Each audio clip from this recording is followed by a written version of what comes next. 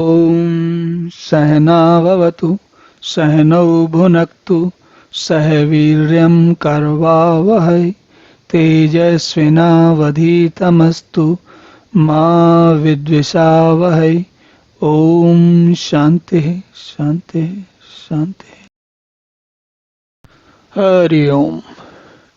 देखिए, एक बार सात्विक कर्ता समझ में आ गया तो राजसी और तामसिक कर्ता को समझने में तो ज़्यादा देर लगती नहीं है। कैसे?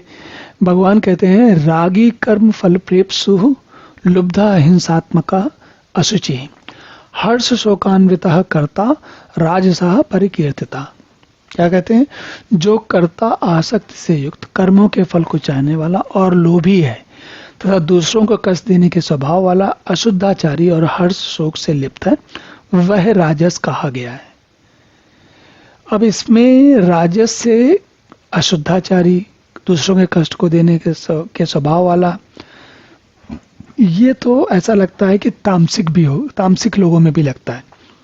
लेकिन ये जो हम सामान्य बुद्धि से सोचते हैं और उसमें राजसी और तामसी, इनके बीच में अंतर करना कभी कभी कठिन हो जाता है।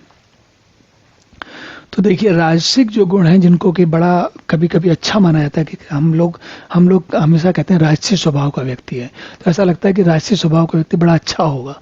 क्यों? हम समझते हैं राजा की तरह है वो राजा की तरह नहीं होता, वो रज की तरह होता है। रज का मतलब होता है धूल, मिट्टी। तो मिट्टी और धूल से यहाँ मतलब होता है जो स्थूल शरीर में, स्थूल सुखों में, स्थूल चीजों में या भौतिक चीजों में जिसको ज्यादा लिप्त होता है। इसीलिए भगवान कहते हैं कि आसक्ति से युक्त, कर्मों के फल को चाहने वाला, लोभी, जिसको लालच होता है, दूसरों को कष्ट देने वाला। दूसरों को कष्ट क्यों देता है ऐसा व्यक्ति?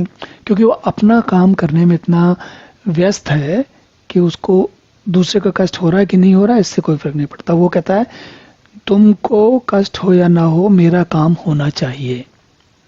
जब व्यक्ति का ऐसा स्वभाव होता है या ऐसे वाक्य दिखते हैं, आप समझ लीजिए वो रजस है।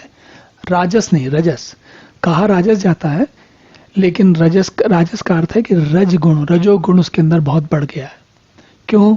मिट्टी की तरह। जैसे मिट्टी होता है ना, मिट्टी होती है, वो क्या करती है? वो उसका अपना स्वरूप होता है, बहुत चेतन नहीं मिट्टी कहलाती। मिट्टी तो एक्चुअली पेड़ पौधों से भी कम चेतन कहलाती है। तो रजस जो व्यक्ति होता है वो मिट्टी की तरह होता है। चलिए अब तमस के बारे में देखते हैं अगले श्लोक में।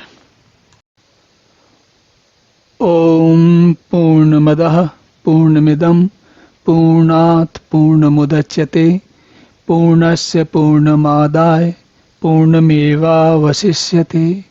ओम शांति शांति।